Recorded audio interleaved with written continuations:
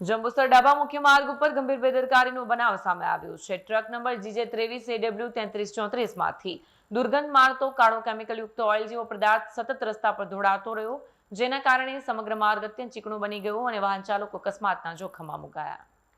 સ્થળ પર હાજર સ્થાનિકોના જણાવ્યા મુજબ ટ્રકને રોકી ડ્રાઈવરની પૂછપરછ કરતા તેણે આ સામગ્રી કિરચાઈ કંપનીમાંથી લાવવામાં આવી હોવાનું અને તેને મગણાત ગામે પહોંચાડવાની હોવાનું જણાવ્યું હતું.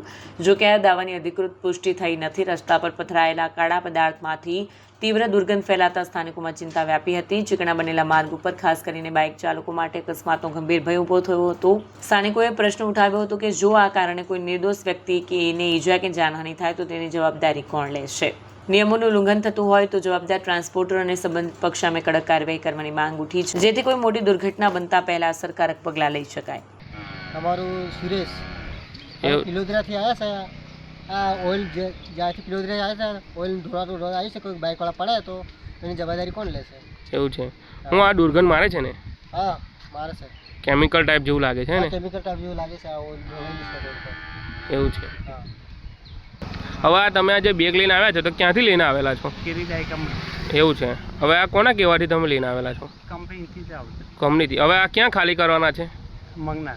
એવું છે. હવે આખી રોડ પર ઢોરાય છે, એ અકસ્માત થશે કાં તો કોઈ સ્લીપ ખાઈને પડશે, તેની જવાબદારી કોની? આપણે તો ચિઠ્ઠીના ચાકર છે. શું છે શેઠનું નામ? ભૂપેન્દ્રભાઈ. કઈના રહેવાસી? કારેલી. કારેલના. Bureau report, Satya TV news, Jambusar.